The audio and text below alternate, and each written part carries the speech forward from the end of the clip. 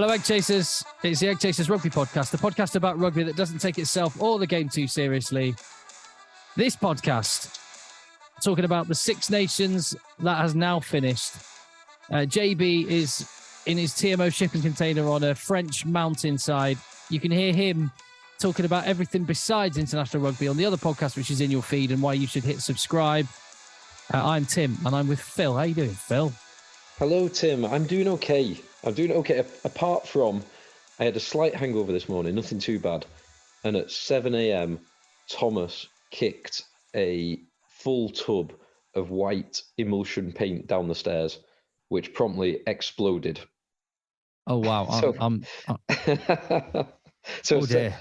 So I was hoping to have a little bit of a restful morning, and I had none of that. It could be worse. It could have been gloss. It could. You're quite right. I was very sensible keeping the white emulsion at the top of the stairs, not the gloss. Yeah. Well, you've already taken the shine off for the Dropkick Murphys. But sorry. No, that's quite all right, mate. It's quite all right. But it was only fitting and right that we pay due deference and respect to Ireland, Grand Slam champions 2023, world number one team, and just an awesome rugby team, Phil. They are a hell of a team, a hell of a performance right throughout the tournament, and no matter who was wearing the shirt as well, they were absolutely superb from 1 to 23 or 1 to 35, depending on how many players actually played. They were awesome, and a bonus point win this weekend again, which means they only dropped one bonus point all tournament. And I don't know. I can't think of maths now in my head, but it's either 5 or 6 tries they conceded in the whole championship, which is incredible. Yes. Yeah. They're just a very, very good all-round team. And they really are a good all-round team. Like there's no area really where they have any significant weaknesses. The only place that you can, there's 2 ways to get at them: by scoring absolute worldy tries like France did on a couple of occasions in the first half of that game, or eventually, if you've got a very, very strong driving maul, you can eventually get them with a driving maul if you have enough goes at it. Or like Wales did the other year when there was red cards. Yes, that's the other way you can get them.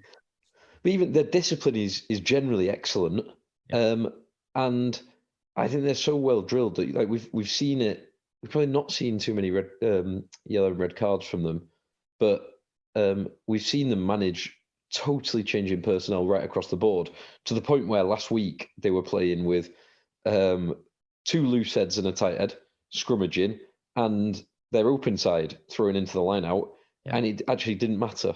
They can just keep going. So I have no doubt that they would. They'd be able to handle going down to 14 men for extended periods of time. As soon as I saw that team announcement on Thursday, and you saw that pack with Dan Sheehan and Caelan Doris in, and you saw what was the back line that beat New Zealand in New Zealand, even without Gary Ringrose, you thought, this is done. Yeah. As an England fan, went into it. You kind of have hope.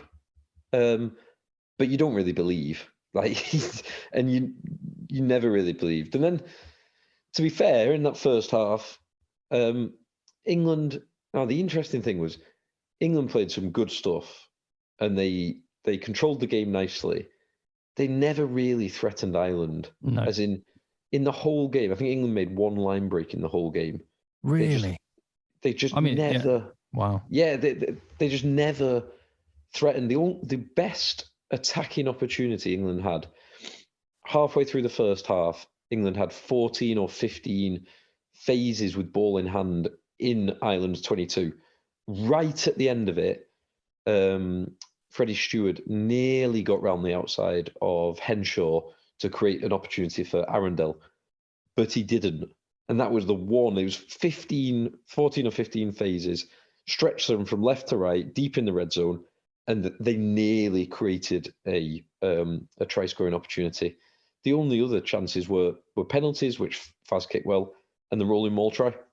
Ireland's defence was superb. Yeah. And there was a clear gulf in class between the two teams. But I would also say defence, I think, was the area that stepped up most for England. I agree with you, like between now and the World Cup.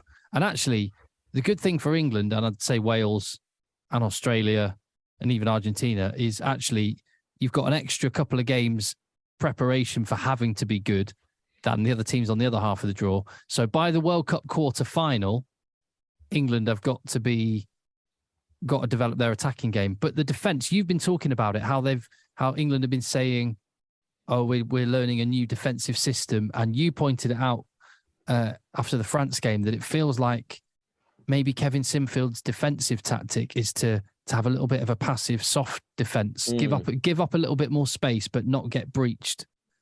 And it felt like against Ireland, they've actually gone in the week, right, scrap that. Let's go back to quick line speed and just smashing everything in front of you. Yeah, there was a bit more on that side. There was still a few wobbles, but I think overall it was not bad. But there were a few wobbles. Like there was, it didn't actually result in a try. I think it resulted in the first 3 points being scored. But there was a break down the middle, a Keenan break down the middle after about 20 minutes of the first half, where England's defensive line was all at sea, like totally. It was just dog legs everywhere, multiple dog legs, 4 of them. Besides that, I thought they did all right, although the first Sheehan try was poor, and that's it's a bit structure. It's also a bit of just not reading. I think was it Ludlam and Sinclair, both of whom kind of assumed the other one was going to start filling in that place, and then neither one of them actually did. Yeah, that's what I was thinking that afterwards. I thought it was actually Dombrandt's hole, but maybe it wasn't. It might have been. But the point is, that's one of those where in the team meeting, there's fingers pointing in lots of different directions. It was just poor, from a lot of angles and not sniffing out that threat. Yeah. Yes, you're right. There were wobbles there, but that was the element where they got at Ireland and caused them issues. And Jack Willis was a beast at the breakdown. They were more dominant in the collisions.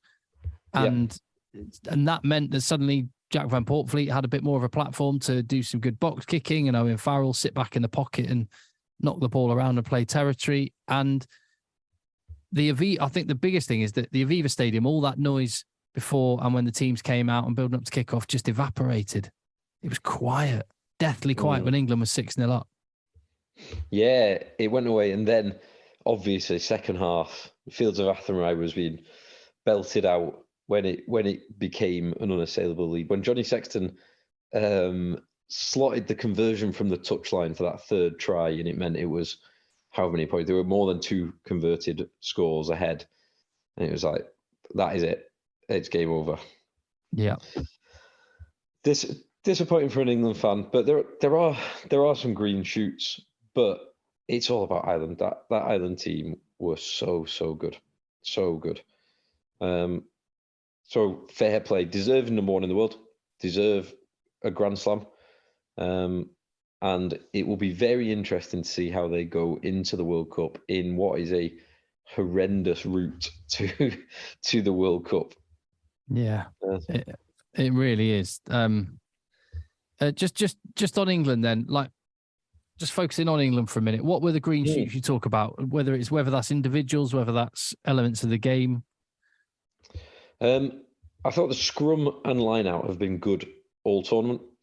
The scrum at times, I think England won several scrum penalties against a very good Ireland scrum. And particularly when Sinclair and Genge were on, I thought when Tom O'Toole came on, that probably coincided with Vunipola and Dan Cole coming on. I thought Ireland got the upper hand towards the end in the scrum. But besides that, England won some good scrum penalties, and generally their scrum has been better all tournament. Besides that, I thought Watson looked good. Yeah, this weekend with not much ball, feeding off scraps, but his feet were exceptional. I think Freddie Stewart has had a good tournament generally. I think Lawrence, it's a shame he got injured. I think Van Plotfit getting more game time is good. I think we know now that Faz is going to be the starting 10 unless Ford comes back to some remarkable form.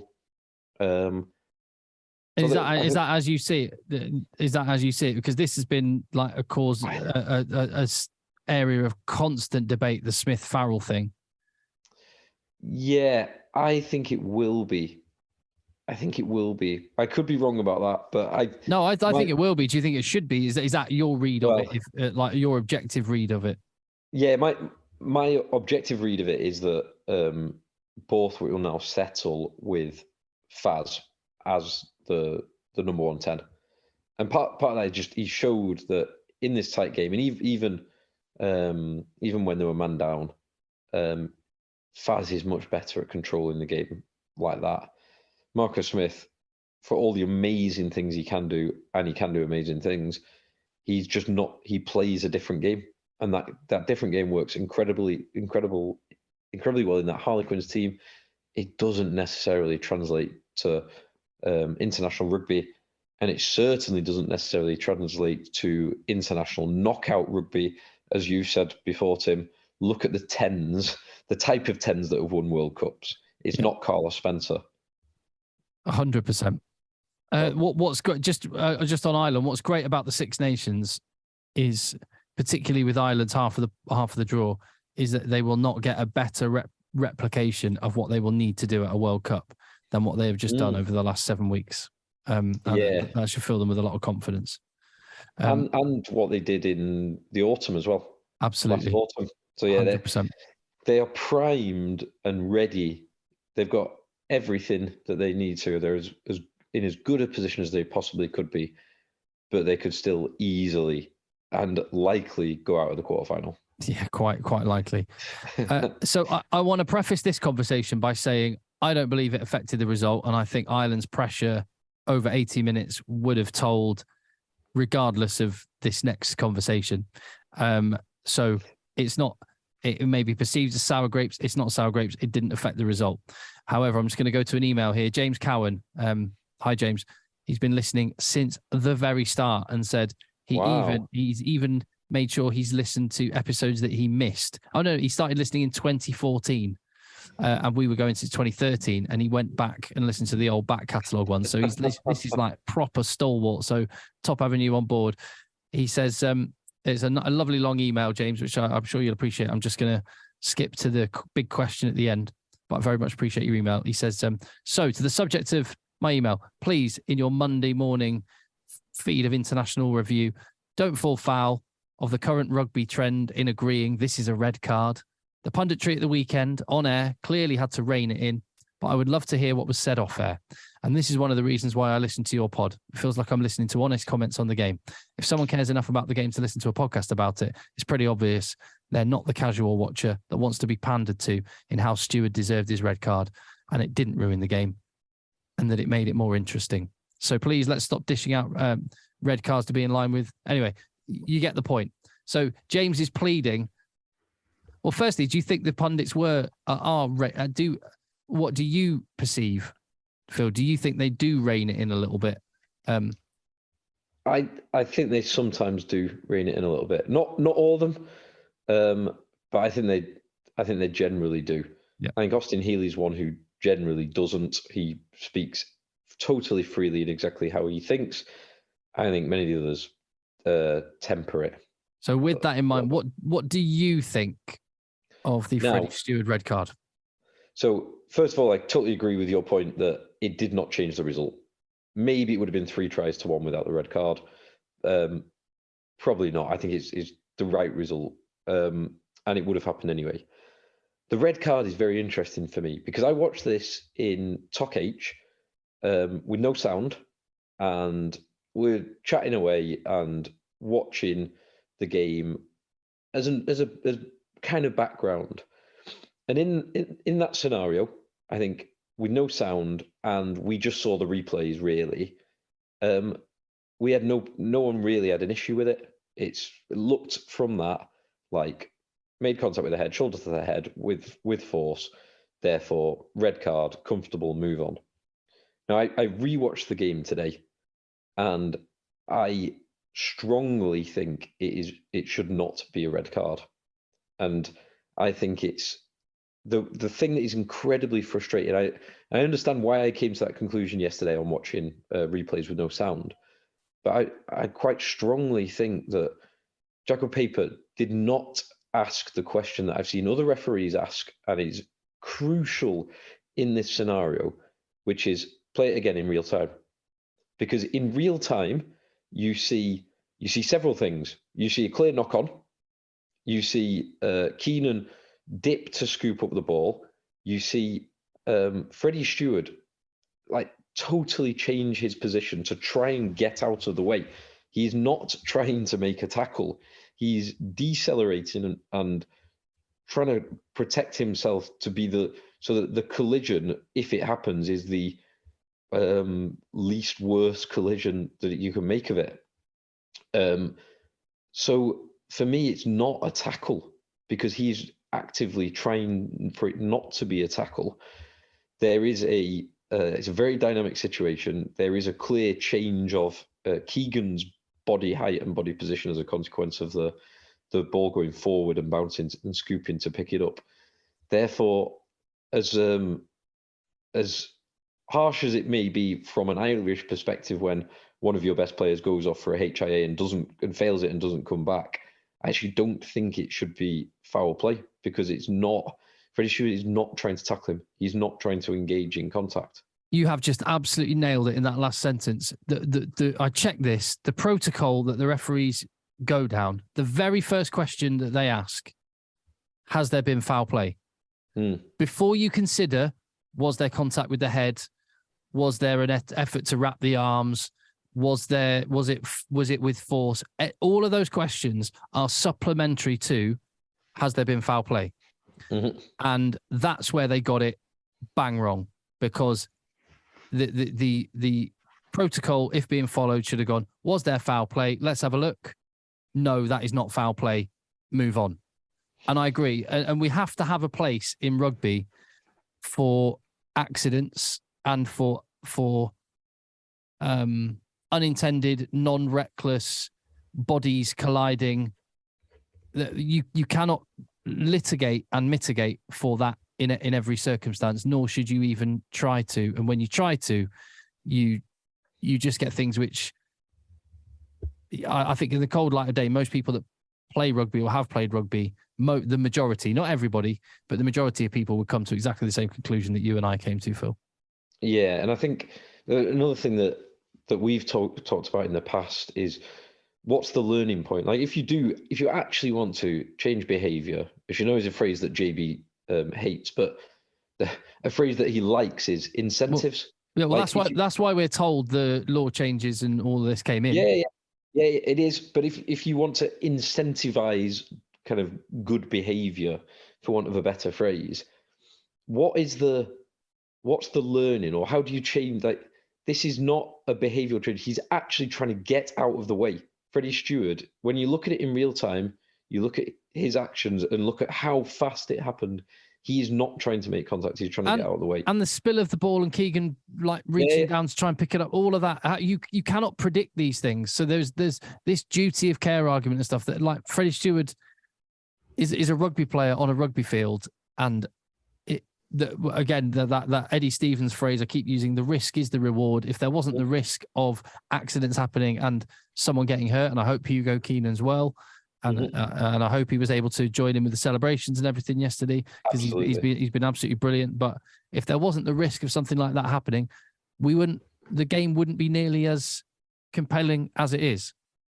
So I'm absolutely fine with that being, if it should be classed as a rugby incident in my mind. Fortunately, it is a very rare scenario. Fortunately, because it was a horribly nasty collision for Keenan, but also red cards like that are irregular and rare. Yeah. It's not like we're not going to see 10 of those a game. But it really felt like it was the wrong result. And it will be interesting to see how this is dealt with, because we've seen, like, when Wayne Barnes gave Uini Antonio a yellow card for the Robbie Herring hit, and then that got upgraded to red. We've seen things go that way, probably because there is, and rightly so, for many reasons, there is a focus on head contact. It will be interesting to see what is done here, whether it's maintained as a red card or rescinded, because there will be a disciplinary proceeding on it. That will be a really interesting test case that comes out. Absolutely. I'm watching that one very carefully. Martin Twigg puts it like this on email, contact@eggchasers@gmail.com. He said, many will be saying game's gone soft after the Steward red card, but it's not the real issue. How we allow the interpretation of, but it's not. The real issue is how we allow the interpretation of the laws to give referees the discretion to make a balanced decision based on the speed of the game, or how they don't. You understand the point he's trying to make. I'm not sure the current referee protocols are reflective of or understanding of the game in real time, which is kind of echoing the point you made, which is, and it's when I understand it in theory makes things more consistent when you reduce things to a flow chart. But unfortunately, when you reduce things to a flow chart, you do simplify nuanced, complex situations, which no two circumstances are the same. So it's that reductive versus specific and empathetic way of viewing it. And I would like, but the problem is with Jaco Peyper is if he hadn't have given that, we don't know how. This is why I'm with you, Phil. I want to watch what they do, because had he not given it, he might get absolutely hammered for it by his superiors. Yeah, quite possibly. And you never know. I've seen on Twitter, I normally try and stay away from Twitter, but incidents like that, it is interesting to gauge the perspective. And there is a lot of polarization, as you would expect on Twitter. It's not entirely surprising. There's a lot of people saying, of course it is a red card, you absolute idiots. And a lot of people saying, of course it is not a red card. Or, well, I actually think the side that is saying it's not a red card is generally a bit more understanding and nuanced than, of course it's not a red card, you idiots. There's people putting forward sensible, logical arguments, like I hope we've tried to. But you still get the people saying, of course it is a red card. Yeah. Yeah. We will very much see what they do. Just on the risk piece, did you see the lawsuit recently from women's rugby? No. So it's a few weeks ago. Really, really, so absolutely awful case. Awful. A woman from playing rugby is paralysed as a consequence of a horrendous tackle. It's like civil. It's like actually been prosecuted as a criminal matter. Is it that one, or am I crossing wires here? Don't worry. Yeah, it's not. I don't think it is a criminal matter. I think it's. I'll send you the judgment. If judgment fascinating. I'm fairly certain it's not a criminal matter. But it's the whole thing. The whole read is fascinating. It's really worth reading. Not least because Tony Spreadbury, former international referee, doesn't do particularly well for the defendant as an expert witness for the defendant. That's quite interesting to read, that side of things. But the other interesting thing is it frames what we mean by risk quite nicely. And I can't remember, it was a few weeks since I read it. I'll share it with you after this, Tim. It's definitely worth reading. It frames what we mean by the risk that we take when we go onto the field. Because the tackle that's made is, so it hinges as whether, the case hinges as to whether it was a legal or an illegal tackle. And if it's a legal tackle, you take the risk of playing the game within the laws. If it's an illegal tackle, you don't accept the risk of people doing illegal acts on the field. And it frames that acceptance of risk quite nicely. Like, it seems quite obvious, but you only accept the risk of the laws as they are written as you go on to play and as you understand them.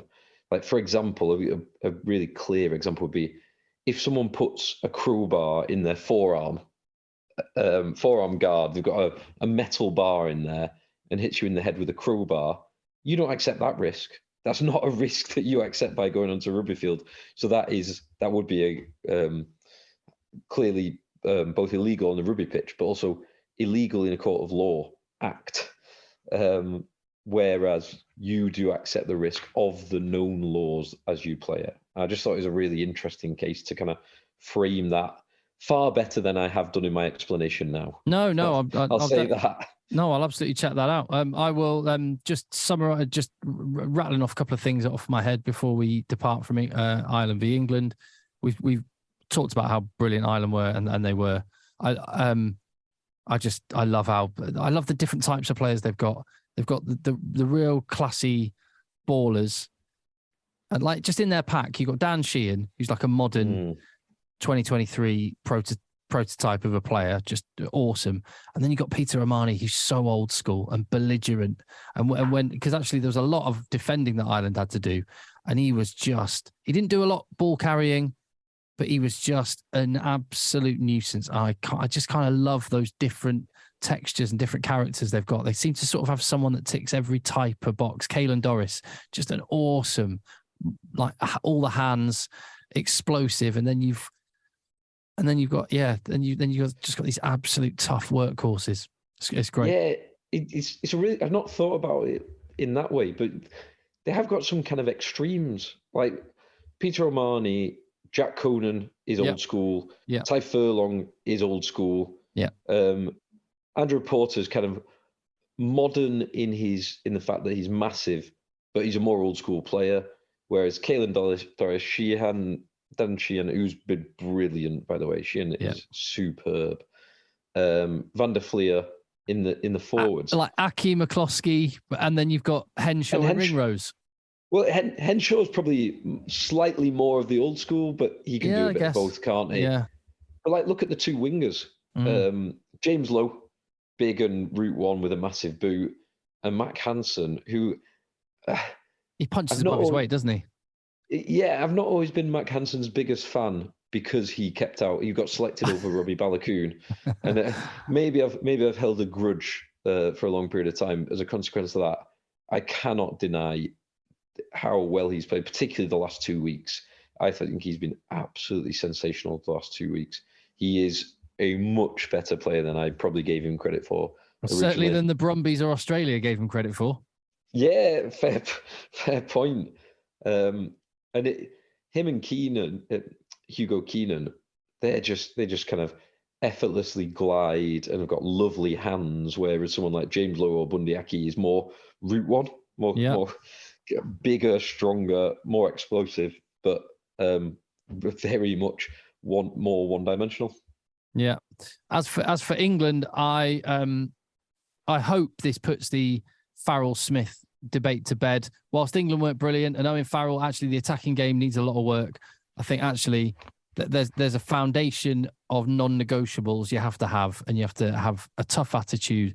You have to have some rugby smarts, and you just have to be tough to play international rugby. And Owen Farrell not only did all those things, I actually thought he was a fantastic leader in a way that and maybe it needed to see Ellis Genge doing it for an hour last week, and then Owen Farrell do it again in a difficult situation like that to sort of realise that he is one of those guys that goes and has a little moan at a referee sometimes, and in the past people have just fixated on that, but almost absence makes the heart grow fonder. And Owen Farrell not starting, not playing in that hour, and then you see him goal kicking and doing all of the fundamentals, and it's just I constantly talk about how I don't understand the disrespect that Owen Farrell gets, but I think whilst England weren't brilliant and no individual player was much better than their opposite number, if better in any way, Owen Farrell I think has shut a lot of people up. Yeah, I agree with that. 100% kicking this week, which is something that he struggled with earlier in the tournament. And the two moments I loved from Owen Farrell. One was when Dom Brandt bumped Sexton off the ball and Sexton went down holding his head. And Farrell said to Jacko Paper, if he's holding his head, he's got to go for a HIA. I loved that. I'm like, yep, good point. We've a point that we've made in the past. Actually, you've got to stop the play acting. And the other one was when the red card was shown to Freddie Stewart. I don't know if you heard red this. card. I could not get Mick Morgan out of my head. I was like, he went full Mick Morgan. So true. The bit I loved, actually, Owen Farrell gave away the first penalty of the game, but I loved it. It was I think it was he kicked it up, putting up and under in. Hugo Keenan, Jameson Gibson Park caught it, and Owen Farrell absolutely wiped him out. And unfortunately, a fraction before Jameson Gibson's Park's foot touched the floor, but we're talking centimeters, so it was like mistimed by a fraction of a tenth of a second. But the Owen Farrell absolutely mullered him. And kind of set him and a big hit from Ellis Genge in the first minute set the tone. There was another good hit from Willis later on Matt Hansen coming around the back of a rolling maul, popped up and just got nailed by Willis. So yeah, some green shoots. Definitely. Lots to do, and there's still some question marks, but we can save those for another day. What was I gonna just show? We've had some cracking emails this week, and Neil Bathe, someone who met JB in Dubai, was emailing about that red card decision. I think generally the email seems like I'd say it's like 90%. Oh yeah, that's what I was gonna say. Let's just briefly talk about the coverage of the Six Nations in general this weekend. Now, I love Nick Mullins, commentator. I would never want any other commentator talking me through my rugby. ITV, though, you said you weren't listening where you were in talking, but they had a bit of a shocker this weekend. So I did, when I was watching it yesterday, I wasn't listening. Today I've rewatched it and I was listening. I've got to say, I'm not the biggest fan of Lawrence Dallaglio. I'm really not. I thought Gordon Darcy was okay generally, but Dallaglio, I'm not so sure of. And I skipped, because I was rewatching it, I skipped all the pre-match and halftime, so I didn't see Sir Clive. I saw that there was it four? Was it Rory Best, Bod, Johnny and Sir Clive? Yeah. No, the issue, there was a few issues I had with it. One, they like, this is a big occasion, this big moment.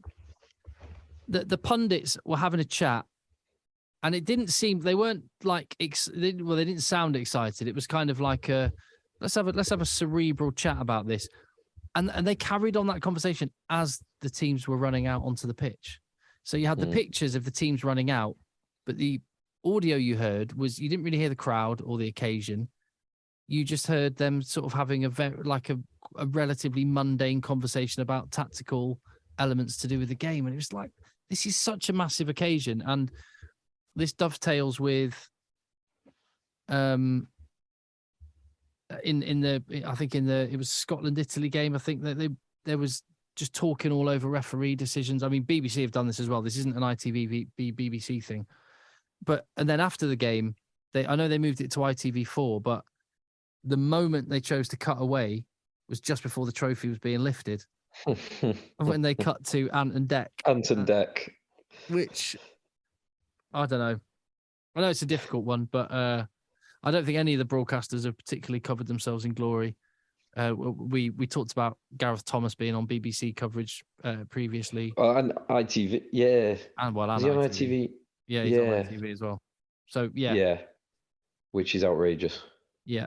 And then it was one of the games, was it the Italy game, was Italy-Scotland was out of sync. It was like a second out of sync. The commentary and the pictures, they were just, they were ahead of, the commentary was ahead of the pictures. So, but weird. The rugby's been brilliant. The tournament's been ace. And what game would you want to talk about next, Phil? So I watched Watched the first half of Scotland France, and then the second half I saw while I was in transit to. Sorry, let's say Italy, Scotland. You know what I meant. Anyway. Sorry, Italy, Scotland. Yeah, sorry. Scotland, yeah. Italy, Scotland. I watched the first half of that at home, and then the second half while I was in transit. And the last 10 minutes of that game were excellent.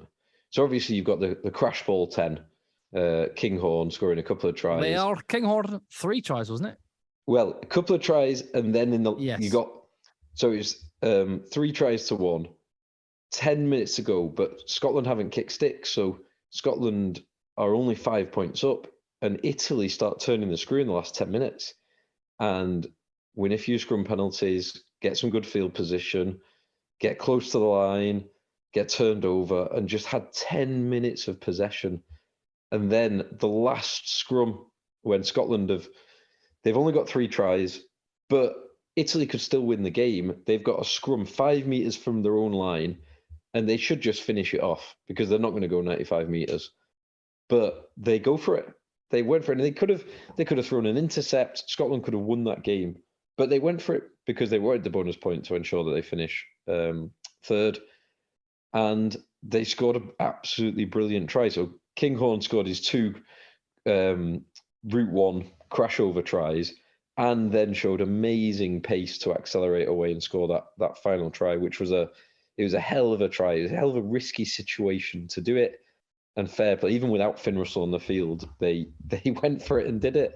So I loved that finish. Slightly disappointed that Italy didn't get the win. That their overall performances probably deserved 1 win, but it was good to see that finish. Agreed. I want to be fair to all broadcasters and make it seem not like I had an ITV vendetta. We got an email here from Alan B. Contact eggchasers@gmail.com. He says, love the pod, blah. I agree with JB. Have you noticed, as I have, that the BBC commentators have been calling Marisi Menoncello for the whole first half? Menoncello is on the team sheet as 12, but it's definitely Marisi wearing the 12 shirt. I think they've figured it out now, only 60 minutes into the game. It can happen. It happens to the best of us. We've all called people the wrong names at times. Yeah. Or even called the wrong games, the wrong teams. Yeah, so, right. Yeah. And we got an email here just before we. Because much like you, because of the Tok H match. It actually wasn't a conventional Super Saturday where I was, again, partly because Didsbury Tok H do not have their first team pitch next to the clubhouse, so you can be in sight of both a big screen and the pitch, which is very disappointing. One of the few weaknesses of Didsbury Tok H. Yeah, well, that and the pitch is being on a floodplain, so yes, when they need to open the floodplain, you can't play rugby there anymore. But aside from that, yeah, great club.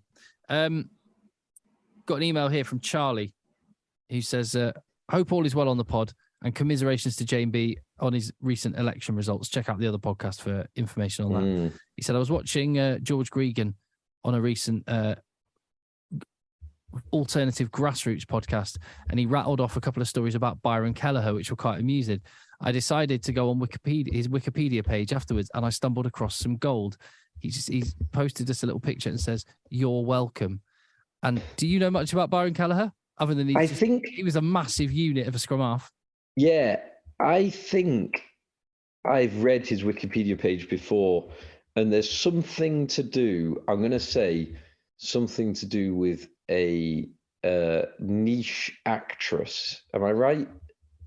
Is that? Yes. Well, so clearly someone's out. Byron Kelleher is both well known enough that that he has a Wikipedia page that people can edit, and not famous enough that anyone would go and correct the edits that people have made. So Byron Kelleher, maybe it's been changed by the time you read it, so I'm glad there's a screenshot here. It says, during Kelleher's formative years at Otago Boys High School, he was a champion sprinter, obliterating the regional record for a 100-meter sprint previously held by Peter Snell. I can believe that's true. Next sentence. Fable has it that before competing his dash, Kelleher outstretched his arms in celebration. Usain Bolt would go on record to quote this moment as the inspiration for his premature celebration in the 2008 Beijing Olympic Games. So I've just got onto his Wikipedia. So that is actually linked, as in that statement. Everything needs in Wikipedia should be referenced. That statement is referenced. I can't believe it will. I'm clicking on the reference to it. There is absolutely no way reference from the Washington Post contains any reference to Byron Kelleher. So let me just confirm that with a quick search. Byron, no, zero of zero references. Yeah. So yeah, that is clearly made up. It mentions that Kelleher met in 2004 an American adult movie star, Ashley Spaulding, better known as Kehlani Lay. They reportedly crossed paths in a hedonism resort in Jamaica, then dated and lived together until they split in 2006. The Independent called them a raunchy Antipodean answer to Posh and Becks. And again, that's got a reference, which obviously is not a genuine reference.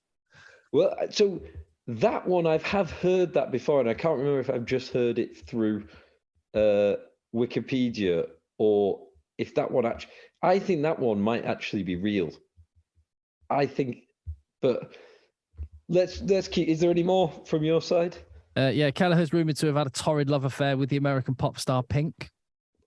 Now that I find as being less likely, and looking at the reference to that one, or the link to that one, yeah, it just links you to the All Blacks 2007 fixtures. Oh, there you go. And so that one is not right. And then after talking about the Pink love affair, it said Graham Henry actually tested Kelleher for his testosterone levels, as his behaviour in training was primitive and raw. Again, I suspect that is not real. And then it says the result of this test showed inhumane levels of testosterone, which led Henry to place Kelleher on the team sheet for the test a day later, as he was too scared for the well-being of the French. And then Kelleher was dating Julie Noves, the 22-year-old at the time and daughter of Toulouse manager Guy Noves. What else is there? You see, I think some of these are real. Yes, some of these are not real. That's the best. There's always an element of truth in the best fiction. He was rumored to have been romantically involved with the Princess of Monaco. I mean, he's good. He was a good-looking fella and a proper unit. Anyway, there's lots of this stuff. Thank you, Charlie, for that gold mine. I appreciate it. Ridiculous. Yeah. There we go. Scotland will be fairly happy. They're the best of the rest, is how they've been described, and I think that's fair. It's fair, and we actually. I remember us saying this last year after last year's Six Nations. Then it was France are number one, Ireland are number two. Then there's quite a considerable gap, and then you've got everyone else, and that has not changed. That now France and Ireland have switched round. Now you've got 1A and 1B. Ireland are the best. France are second best, but either could beat each other on their day. Then you've got a long way down. Then Scotland are next best. England just about in fourth. Wales fifth, but improving. And Italy, they are in sixth, but again, they are improving. Yes. Agreed. And Italy justifying their place in the Six Nations. There's no one questioning whether they should the promotion, relegation, Georgia, etc. at the minute, and that's a really positive thing for Italy. They're not going to get out of their pool in the World Cup. They've got New Zealand. They've got New Zealand and France. It's not happening. So, just I guess their under-20s are all right, and that's that. Oh, I forgot to mention under-20s. By the way, the Ireland got another Grand Slam, and just showing that they kind of rude health come through. Their back row at under-20s are frightening. But it's back-to-back Grand Slams, isn't it? Yeah. In under 20s. That is very impressive. Yeah, 100%. And then we've got how do you assess Wales after that? It's a bit like England. There's a lot of people going, "Oh, they lost," but that's good. And is that where Wales fans' heads are and should be? Probably. So I think halfway through the tournament, kind of 2-3 games in, I thought Gatland had lost it. I now kind of see his plan, or at least I think I understand that he's got to test all of his combinations and test which ones in a very short space of time are the right ones, or indeed still the right ones, because some of them will be the ones that he knew kind of 4 years ago, knew for many years, 4 years ago plus. I think he's probably done that. And also, Gatland is a man who he stays in every fight. The Welsh team that he led for years and years and years and won multiple Grand Slams with was the kind of team that would stay in every single fight and never give up.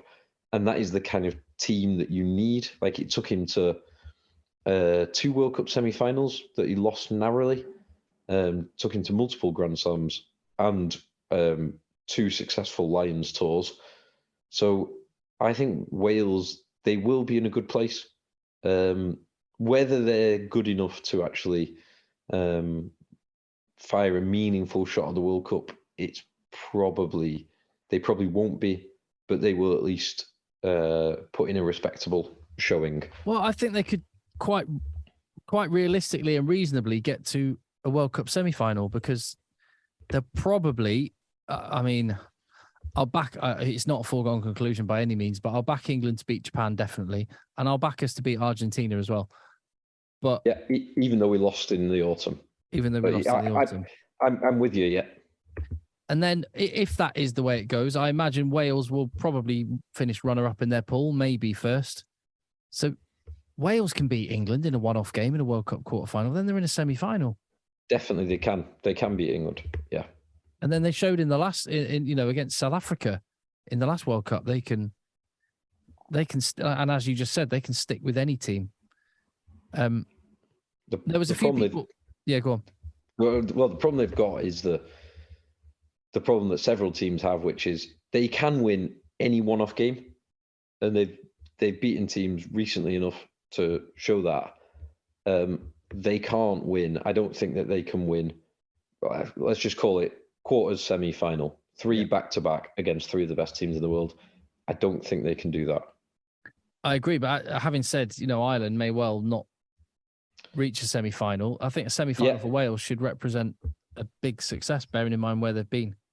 Yeah, I would agree with that, actually. That would be a good result for them. Yeah. Well, yeah. And in terms of this game, from what I saw, watched pretty much all the second half live. Been back and watched some of the other stuff. France did what they needed to. They scored some lovely tries. Pinot looking class, Fickou looking class. The Dupont pass for which try was it? It was Pinot's first try. Was outrageous. And they won this game at relative canter. But Wales to score 4 tries away in France, they'll take a lot of positives out of that, because generally they struggle to rack up the points. So I think both teams will be relatively happy with this result, which is a bit weird considering France put 40 points on them. Yeah, I think there's a couple of Welshmen that have answered critics in the way that, Owen Farrell would have quietened people. Nick Tompkins has had a load of stick. We like him. And I thought he was Wales' best player. And he kind of, you're watching it, and it's easy to say that now, Monday morning quarterback, hindsight 2020 and all the rest of it, but it made you wonder why he hasn't been playing before, because he operates in a very good Saracens team. He's never really let Wales down. Some people think recognise he has some limitations in his game, but doesn't everyone? But he's a square peg in a square hole in that Welsh team, and really does a basic job that they need. And so I thought that was good. he does a good basic job, and he's got a little bit of magic as well. His feet, because he's relatively short and fast. His feet are excellent. He always beats defenders. So I quite like him. But I think it's this. If you'd have asked me last week, I would have said no. Hawkins and Grady, that's going to be the centre partnership going forward now. Like Gatland's settled on that, and now we're back to, and indeed Owen Williams. Now we're back to bigger Tompkins North. So yeah, I have no idea. I absolutely do not know. Well, those two actually, it's a little bit like going where England are now, and also because he's class generally, but Owen Farrell and Ollie Lawrence, or maybe even a Manu Tuolangi, there's something to be said for it. Where when you need to just sort of simplify your game and have a foundation to build from, Dan Biggar and Nick Tompkins sounds like not a bad place to be. Yes. Yeah, absolutely. And George North as well, cutting some nice lines at 13, doing some good stuff. Yeah. If you were going to pick, I know JB would hate this, which is why I'm going to ask the question.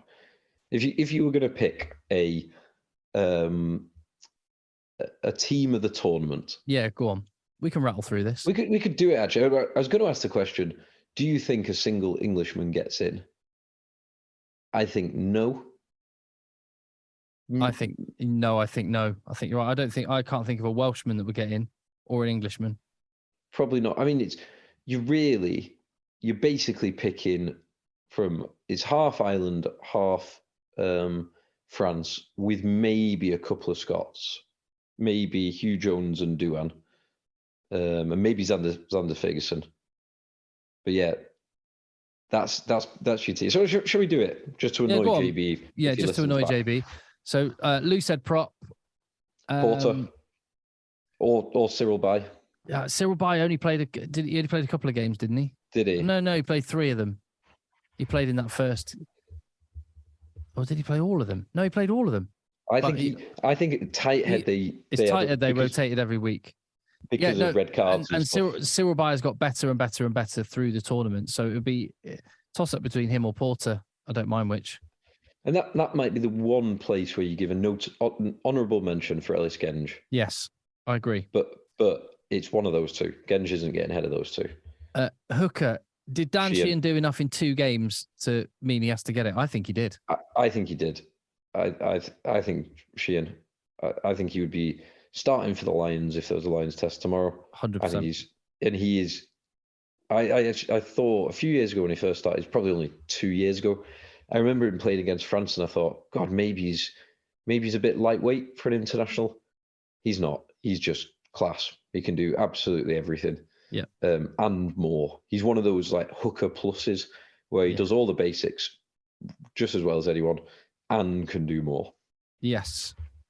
Tight head prop. I would find this one tricky. There hasn't been a standout tight head prop. No, I'd probably go for Xander Ferguson, but he missed a couple of games because WP Nell played. This might be where England come closest, not because Carl Sinclair was brilliant, but because there's no one really that was great. Yeah. I don't think I'd pick him though. No, I'd probably go for Ferguson. Yeah, I'll go with that. Tadhg Furlong was only there for a couple of games and wasn't actually brilliant. Yeah. Finlay Beelan played well when he played. Tom O'Toole played well when he played. I can't give it to any French tight head because of all the bad things that they've done. Yeah. So, yeah. Right, let's go with Xander Ferguson then. Done. Ferguson. Second row, easy to pick Thibaut Flamont as one of them. Definitely. Arguably player of the tournament. Definitely Flamont.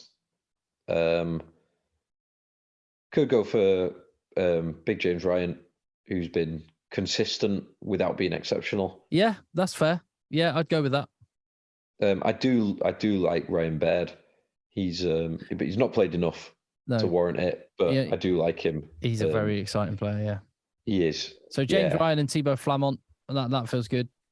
By the way, I didn't mention it in the England roundup before, but Dave Ribbons looked good for England, and potentially to the point that honestly, if it wasn't for all the incredible games he's had in the past, I think on merit, Ribbons Chesham might deserve to be England's starting locks. Yeah. Now, do you have any insight as to what's happened to Johnny Hill? Because he was a mainstay for England. Yeah, he got into Lions 2 years ago. He's got a lot of experience. He's prime age, and he's not injured. He's fit and playing for Sale Sharks and playing pretty well. It seems for whatever reason, Borthwick does not like him, does not want him, because you've lost your starter, bringing in Ribbons, who is off to France, and so as things currently stand, will not be available post World Cup. Yep. For someone with all that experience, so it just seems a bit strange. It's a great point, and I've no insight whatsoever. No. That's one. Put a pin in that one. Come back to it. Right, back row then. Right, got to have Olive on. Got to have Caelan Doris. Got to have Van der Fleer. Yeah, you probably do have to have Van der Fleer. But then I think Aldreet had some amazing games. I think he was quite quiet at the start. He was incredible against England, decent against Wales. But yeah, he was poor. Yeah. Not poor, but quiet. That's the right way to put it. Quiet, he got brought off after 12 minutes against Scotland, which obviously that's not his fault, but it was a weird move. What was the... oh, yeah, that's right. What was the... which one of the Cannoni brothers is the number 8? Yeah, the number 8 one. Lorenzo? I think it's Lorenzo. It's Nicolo and Lorenzo, but I think Lorenzo's the number 8. He was good. He's really good. He is good. That's a good shout, definite. And honourable mention for Negri and Lamaro, actually. Yeah, that Italian back row is good. It's legitimately good. And Matt Fagerson was brilliant in the first game, but then obviously injury. So I'm going Doris at 8, Van der Fleer at 7, Olivon at 6. Yeah, very, very, very happy with that. All right, cool. 9 is right. It's laughable to even debate, to even discuss it. Let's just move on. And just on Dupont for a second. I think we talk about our players world class and they world class. Dupont he needs to have a subcategory all of his own because he is beyond world class. Yeah, I think he is. I think he is the single best player in the world at the moment. He might be the best 9 to ever play the game, including greats like George Gregan, who you mentioned earlier, and Yus van der Vesthuizen and all. Like he is outrageous. He's redefining what a 9 should do in almost every single category. He's outrageously good, and he is not. It's not beyond. Bear in mind how young he still is. It's not beyond the realm of possibility that we are watching the greatest rugby player of all time. Yes. Yeah. It's such a remarkable thing to say. One thing I would be maybe not concerned about, but he plays a lot of rugby because he's so important, because he's so good. You would worry. And he plays every game 100 miles an hour. He's incredibly physical for a 9, which sounds like a bit of an oxymoron, but he isn't. He's incredibly physical. Like, ignore the 9 part. He is just an incredibly physical player. So I do worry that maybe he does need a little bit of like looking after. Yeah, but fair. He's a hell of a player. If he's playing this well, like, it just doesn't matter. But you might look back and think, well, maybe we should have protected him a bit more. Fly half. The contenders are Finn Russell, Roman and Tamak, Johnny Sexton. That's it, probably, really, isn't it? Probably Sexton. Because Wales have rotated, England have rotated, and Italy have rotated because they've had Garbisi and Tommaso Allen. Finn Russell's been great. Finn Russell has been great. Although his best bits, I'm sure almost every game that you watch Finn Russell, you could have one of the best highlight reels of all time, you could also have like a Percy Montgomery style or Nick Abendanon against the Tuilagis style calamity reel of almost every game that he plays, because he tries so much that goes so well, and he tries so much that just it doesn't quite work in every single game. It's very fair. I would go Sexton.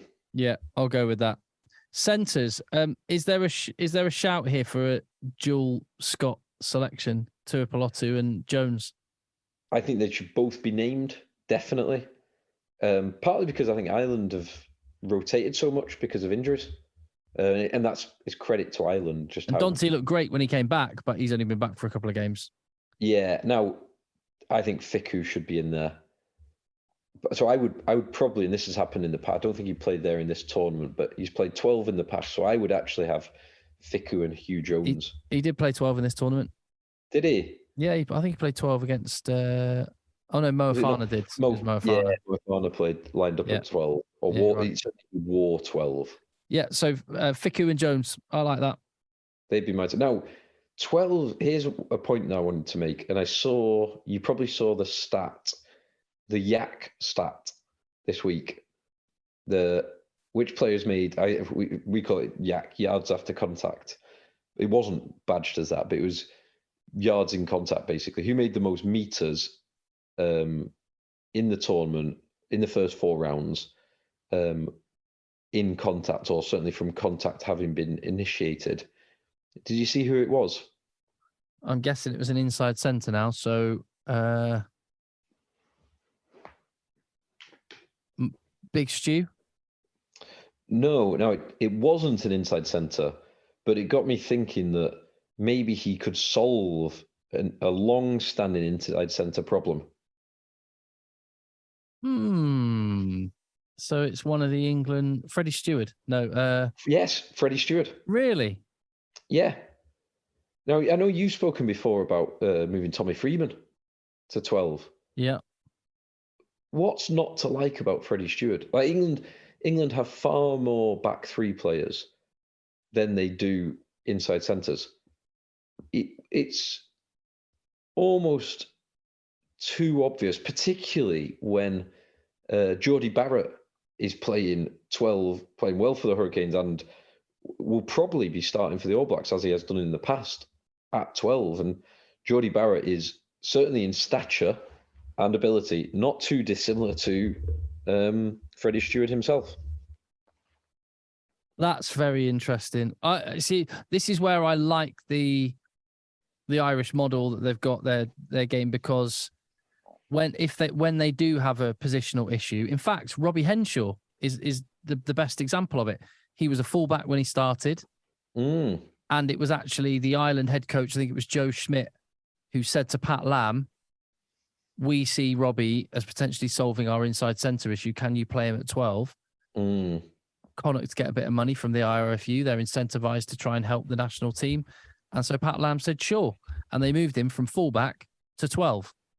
Yes. Now this would be impossible to do, partly because the clubs are a law unto themselves, but also because actually maybe 2 of the next 4 best potential 12s in England also play for Leicester, in Dan Kelly, when hopefully he's not injured, and Guy Porter.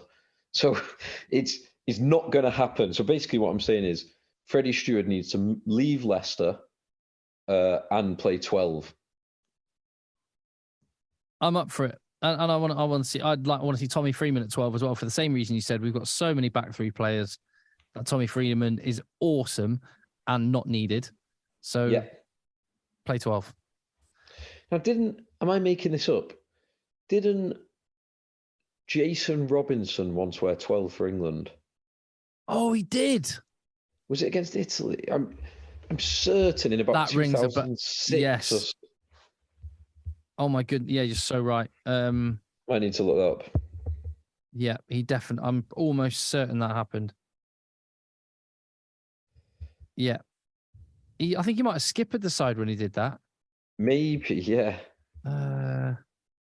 Jason Robinson, inside centre. Let me have a look. Jason jinxed the way to create a new dimension. This was in 2004, post-World Cup win. I'm looking forward to Jason Robinson being offered an above average, blah, blah, blah, blah. Yeah, against Italy in the Six Nations. Yes. Yeah. There you go. Right. So we got our centres picked. So we just got a back three to select then.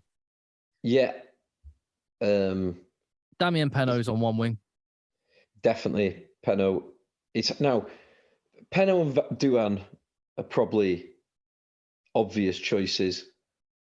I think Mac Hansen's been excellent. And James Lowe's been good before, except for the England game. He didn't have a good game against England, but he has been good the whole tournament. He has been good all tournament. I think the two prime fullbacks in Keenan and Thomas Ramos have both been excellent. Both been really, really good. Yeah. Freddie Stewart has been very good under the high ball, obviously, and very good at crash ball. Hint, hint. Play him at 12. Yeah, I'd probably go Penaud, Douan, and I'd probably go Ramos, but coin toss between Ramos and Keenan for me. Keenan started brilliantly. Ramos finished brilliantly. I could go with either. Let's go Ramos. Yeah. Would you go? Would you go Douan? I think I would do. Ridiculously good against England. Always a threat. He just beats so many defenders. Yeah, you're right. Let's go for Douan van der Merwe. So our 15 is Porter, Sheehan, Fagerson, Flamont, Ryan, Olivon, Van der Fleer, Doris, DuPont, Sexton. If we're going through the numbers, Douan, Fickou, Jones, Penaud, Ramos. Perfect. I love it. And even better, because if JB's listened to this, he would have hated every second of it. Exactly that. Hello, JB. We know you're listening. Like that. It's like Howard Stern always used to say when he was a radio presenter that the people that liked him listened for 1 hour a day. The people that hated him listened 3 hours a day. I love that. And that's why the podcast has been so good with JB on it. But yes, incredible. Phil, that's been a pleasure, mate. I've absolutely loved this Six Nations tournament. It's been one of the best I can remember. It's fascinating, especially because in the World Cup year, you've always got the looming large what is going to happen in 6 months' time. Yeah, I found it interesting listening to Steve Borthwick. God, I can't remember if it was his pre-match or his post-match this week, but the point he made was he's had so little time. He had a week with the players in January, and then he said he basically in tournament he gets one big training session with the guys a week. So he's had 5 big training sessions, and at times some of his players, like for example Jack Willis, who's starting open side for most of the tournament, has been yo-yoing back to Toulouse or the weekend. So the weekend before the French game, he was playing in Paris for Toulouse against Racing. On the Sunday night, he was then up at 4 a.m. to travel back to the UK, back to England, to Penny Park, presumably. And then only a few days later, back, it was at Twickenham, but back playing against Frenchmen. Yeah. Ridiculous. Yeah, that is ridiculous. And that is unusual for an Englishman to have to do it. Obviously, it's more usual for Finn Russell, for example, or Dan Bigger to be doing that kind of thing. Indeed. Right. Thank you very much for all your emails, your messages. You can find us patreon.com/EggChasers if you appreciate the fact we're there for you every single Monday morning, 52 weeks of the year. And we'll keep making the podcast. Other people will just pack up shop now to the World Cup, all the World Cup warm-ups. We'll be here for you every single Monday morning. Nice one, Phil. Cheers, Tim. Top stuff. Right, I'll get those all uploaded, mate. Wonderful. Good stuff. I'm gonna end this so I can get cracking on that now. I'll speak to you soon, bud. Have a good week. Cheers, Tim. See you. Bye. Bye.